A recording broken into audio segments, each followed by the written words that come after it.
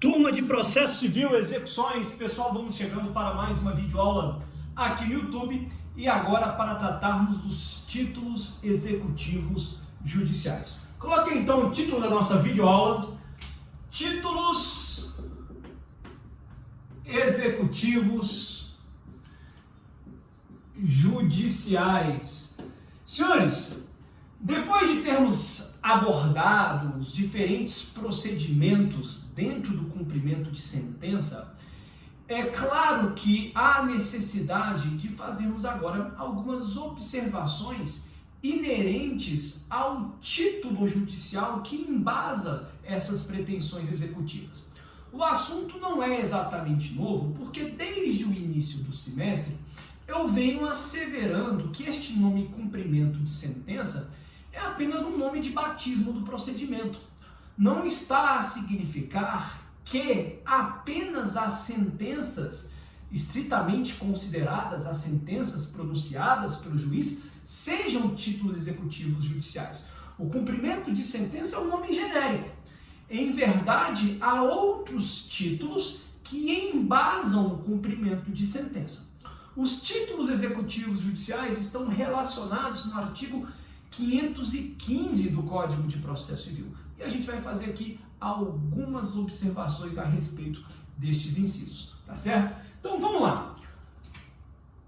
Você coloca aqui base legal, você acompanha comigo no artigo 515 do Código de Processo Civil.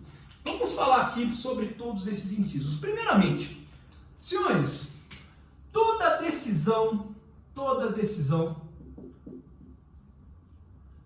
judicial que reconheça a existência de uma obrigação de pagar, uma obrigação de fazer ou não fazer, uma obrigação de entregar coisa.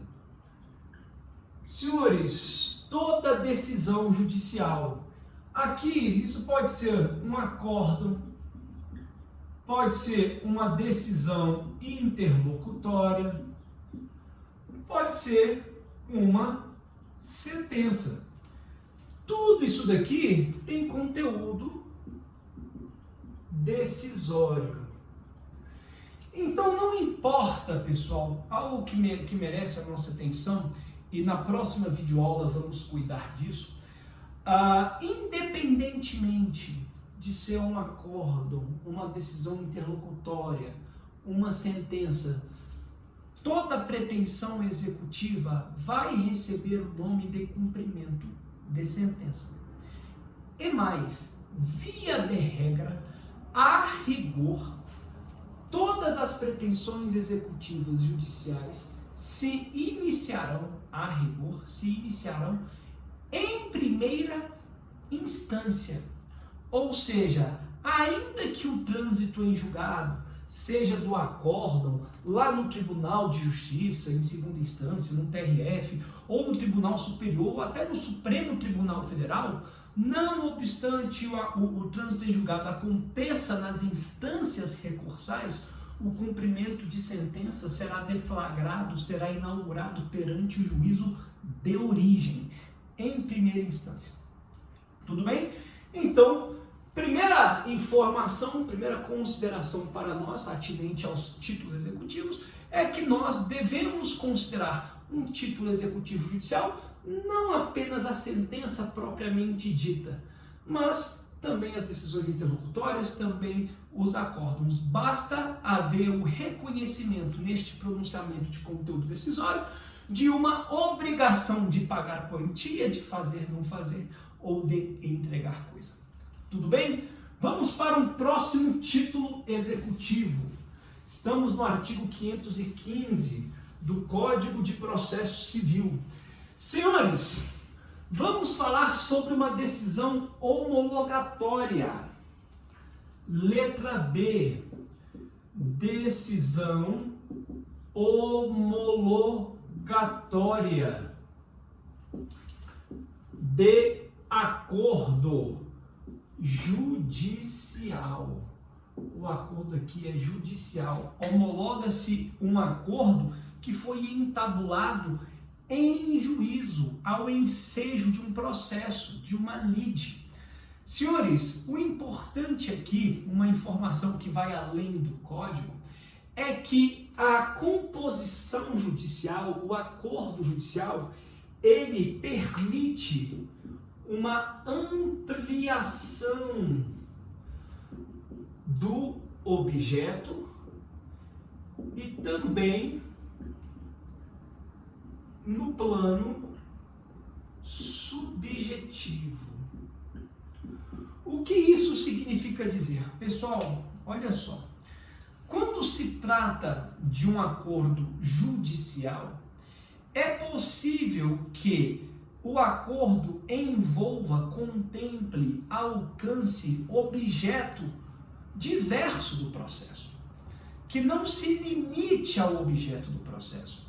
Se não me falha, eu gosto de trabalhar com este exemplo, que é bastante didático, e eu não sei se ele aparece com Eupídio, com Humberto Teodoro, mas imagine a situação da compra de ônibus ou vans escolares.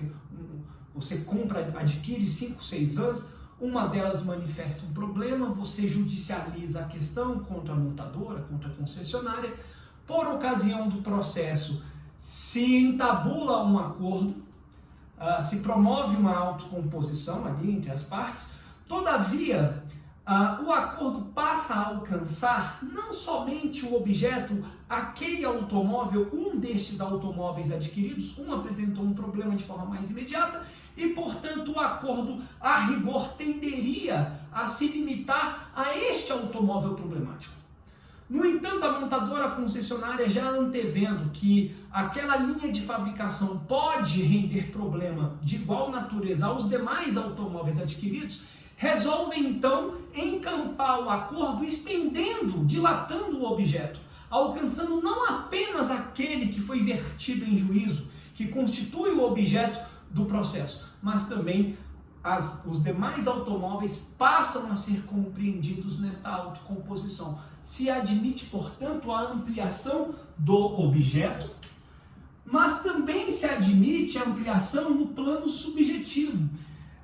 Veja, por exemplo, a situação de uma ação de cobrança em que você pode vislumbrar a presença de um co-obrigado, mas este co-obrigado ele não pertenceu à lide originária. No entanto, se admite que o acordo também possa incluir este terceiro que não foi integrado inicialmente à lide. A autocomposição judicial, portanto, admite a ampliação tanto do objeto como também no plano subjetivo.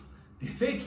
Diferentemente da decisão que homologa um acordo extrajudicial. A decisão que homologa um acordo extrajudicial, claro, ela já pressupõe uma liberalidade, uma liberdade maior das pessoas envolvidas, das partes que celebraram o acordo. Porque nesta situação eu tenho um acordo que foi transacionado, então eu tenho uma autocomposição que foi realizada fora de uma realidade processual, não há processo aqui. No entanto, depois de firmada ali a minuta, a gente leva essa minuta para que o juiz homologue.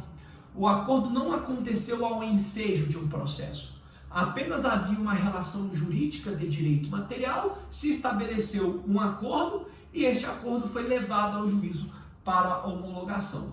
Esta decisão que homologa um acordo extrajudicial, ela também é considerada um título executivo judicial. Ora, por quê? Porque o título se fabricou, se formou ao cabo. Na verdade, no fim das contas, o título se formou no âmbito do Poder Judiciário. Muito cuidado, apenas uma observação aí de nota de rodapé, um asterisco que você precisa colocar. A gente, daqui a pouco, depois da nossa primeira prova, a gente vai passar a estudar a ação de execução autônoma. Vamos estudar os títulos executivos extrajudiciais, aqui são os títulos executivos judiciais. E quando a gente fala de um título executivo extrajudicial, é possível, lá na relação dos títulos executivos extrajudiciais, observar também um acordo extrajudicial que será considerado um título executivo extrajudicial. Mas quando que um acordo extrajudicial será considerado um título executivo extrajudicial? Quando este acordo for referendado pela advocacia pública, defensoria pública, ministério público ou advogados privados.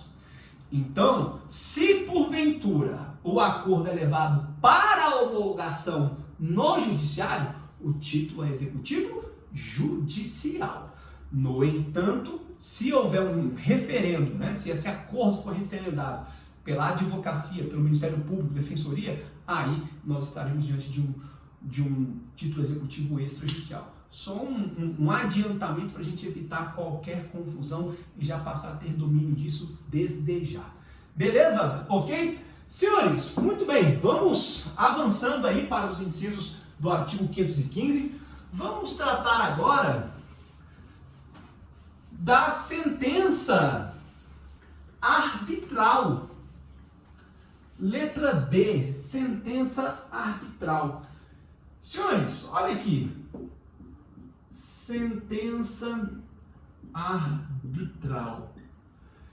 A sentença arbitral, claro, ela se estabelece em razão de um procedimento que se deflagrou perante o juízo arbitral, em razão de uma convenção de arbitragem. Né? Convenção ou cláusula de arbitragem. Isso significa o quê? Que as partes, por ocasião de algum negócio jurídico, já preferiram incluir a previsão de que eventual litígio será resolvido no âmbito do juízo arbitral. Você deve talvez já visto, está acostumado a ver, que em alguns contratos aparece lá na última cláusula, as partes elegem o foro da circunscrição especial judiciária de Brasília para dirimir eventuais controvérsias oriundas deste contrato. Pois bem, você pode simplesmente colocar uma cláusula no sentido de que eventuais controvérsias sejam resolvidas no juízo arbitral e não perante o Poder Judiciário. Muito bem, essa situação, portanto, resolvida no âmbito de um juízo arbitral, o Código Legislador qualificou, atribuiu, reconheceu a sentença arbitral à qualidade de título executivo judicial. Ou seja, um eventual descumprimento de uma sentença arbitral será executada, a pretensão executiva será exercida perante o Poder Judiciário. Ok? Beleza? Senhores, aqui, sentença penal. Por que sentença penal? Mas a sentença penal ela é estabelecida na vara criminal. Sim, e daí?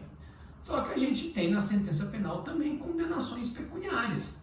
A gente tem ali uma expressão pecuniária, uma condenação em desfavor do réu, e essa condenação pode ser executada. Claro que ela vai ser executada no juízo civil. A próxima videoaula a gente vai tratar das competências. Por hora eu quero que você saiba o seguinte: a sentença penal ela pode ser executada perante o juízo civil. Por quê? Porque é uma expressão pecuniária, pode haver aqui uma condenação nesse sentido. Uma nota importante: o processo criminal ele enlaça o Ministério Público e o réu. A vítima, ela não integra subjetivamente a vítima. Então a gente tem ali o Ministério Público e tem o réu e o juiz, né? Então esse acto trim personarum, né? esse ato aí, essa configuração, Ministério Público, juiz e o réu. A vítima não participa. Ora, essa sentença penal que estabeleceu uma condenação que pode ser executada no juízo civil, faz coisa julgada perante a vítima? Não. Porque sim, a vítima não teve chance de discutir essa condenação no processo. Então ela pode, se quiser, ela pode, se preferir, perseguir uma indenização de outra monta no juízo civil, independentemente dessa condenação à vida na sentença penal. Então não faz coisa julgada a condenação estabelecida na sentença penal em face da vítima. Por quê? Porque ela não participou do processo.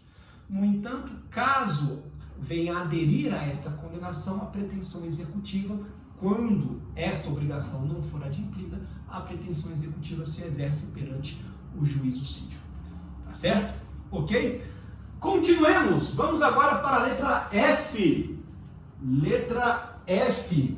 Estamos comentando aí os incisos do artigo 515 do Código de Processo Civil. Vamos falar aqui letra F e letra G. Sentença estrangeira e a decisão interlocutória estrangeira. Senhores, tanto a sentença estrangeira como a decisão interlocutória estrangeira vão demandar procedimentos no âmbito do Superior Tribunal de Justiça. Aqui, o STJ, ele homologa. E aqui, o STJ concede o exequatur. Tá? Então, aqui o STJ homologa e aqui ele concede o exequatur.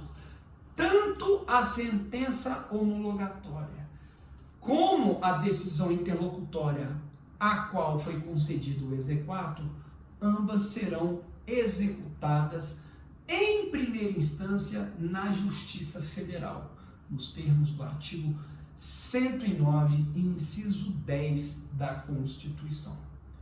Ok? Beleza? Quando a gente falar da aula quando nós falarmos das regras de competência, eu vou fazer referência a isso novamente. Tá joia? Avancemos! Avancemos! Vamos falar aqui do formal e certidão de partilha. Olha aqui, letra H, formal e certidão de partilha. Senhores, isso daqui só é oponível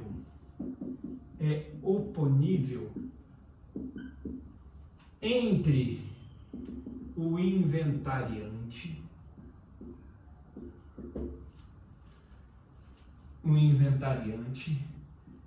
e os sucessores, herdeiros, sucessores a título universal ou singular.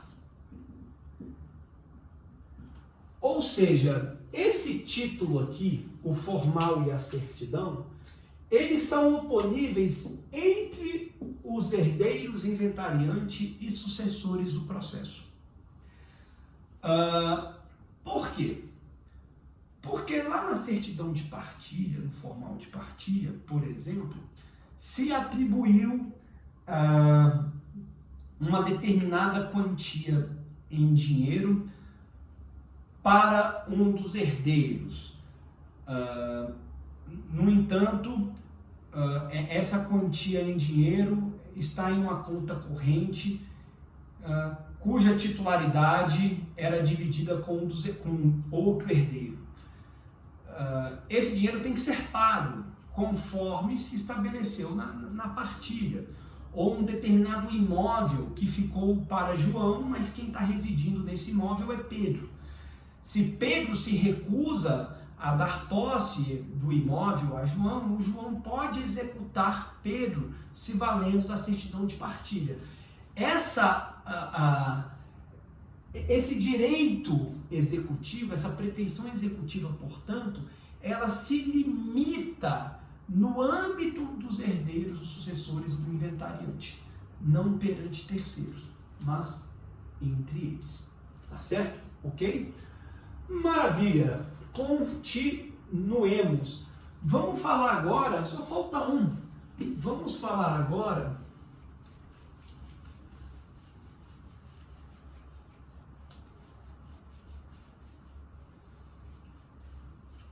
dos honorários, emolumentos. Aqui, ó. Honorários, custas judiciais, tá? Dos auxiliares da justiça. Senhores, aqui a ideia é muito simples. Pense aí num perito. Um perito que tenha desenvolvido o seu trabalho, cobrou os honorários, mas não recebeu, apesar da perícia realizada. Este perito pode executar, vamos colocar aqui, por exemplo, o perito executa o valor, o dinheiro, nos próprios autos. Nos próprios autos. Então, esses honorários devidos aos auxiliares da justiça também constituem título executivo judicial, podendo este auxiliar da justiça promover a execução no bojo dos próprios autos. Beleza? Senhores, maravilha. Tá? Então a gente vamos deixar, a gente tem uma videoaula ainda para falar a respeito. Eu vou introduzir esse tema com vocês, naturalmente, via Google Meet, mas eu quero falar das regras de competência e intimação. Tá? Então vamos deixar em uma aula apartada, em uma videoaula própria, que a gente fica bem organizado. Tá certo? Pessoal, até a próxima. Tchau, tchau.